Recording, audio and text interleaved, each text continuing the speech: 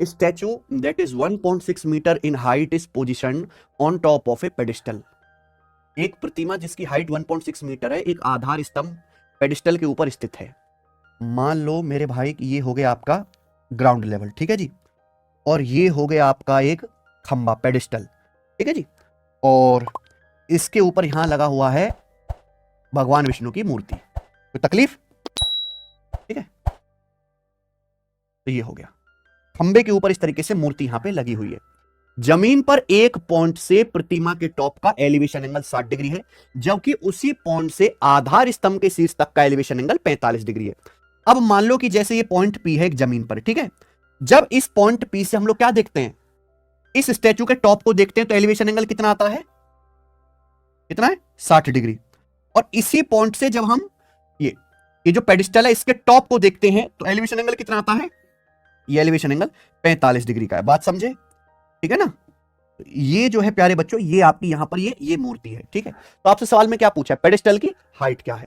अच्छा, यहां पे स्टैचू की हाइट दी है 1.6 मीटर। स्टैचू की हाइट कितनी है, 1.6 मीटर। तो आपको जो पता लगाना है वो सवाल में ये है, पेडिस्टल की हाइट, ठीक है ना बच्चों।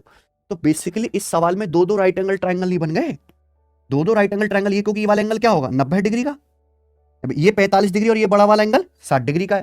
तो ये देखो, पहले छोटा राइट एंगल 45 डिग्री के सामने अगर 1 है तो ये लेंथ भी 1 है। अगर मैं बड़े राइट एंगल को देखता हूं, ये 90 डिग्री है, ये पूरा एंगल 60 डिग्री, तो कितना बचा, 30 डिग्री। बड़े राइट एंगल में भाई अगर 30 डिग्री के सामने 1 है, ये 30 डिग्री के सामने 1 है, तो ये 60 डिग्री, 60 डिग्री के सामने क्या आएगा, पूरा 60 डिग्री के सामने आ जाएगा पूरा √3। कोई दिक्कत नहीं, ठीक है। 30 डिग्री के सामने 1 है, 60 डिग्री के सामने √3, ये पूरा √3 है, ये 1 है, तो कितना बचा फिर, ये पूरी हाइट √3 है, पेडिस्टल की हाइट 1 है, तो कितना बचा, √3 माइनस, तो √3 माइनस 1 की वैल्यू ही सवाल में कितनी दी है, √3 माइनस 1 की वैल्यू 1.6 मीटर है। पूछा गया 1 यूनिट, तो 1 यूनिट की वैल्यू कितनी आ जाएगी, बताओ।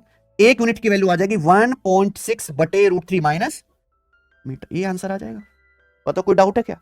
याद रखा इसमें रेशनलाइजेशन करके, तो ऊपर नीचे आप √3 + 1 से गुणा करोगे, नीचे √3 माइनस 1, √3 + 1 क्या हो जाएगा, 2 से 1.6 कट जाएगा 0.8 बार, तो 0.8 इंटू √3 + 1 मीटर। इस सवाल का आंसर है सी। बताओ कोई तकलीफ थी इस सवाल में? हाँ जी,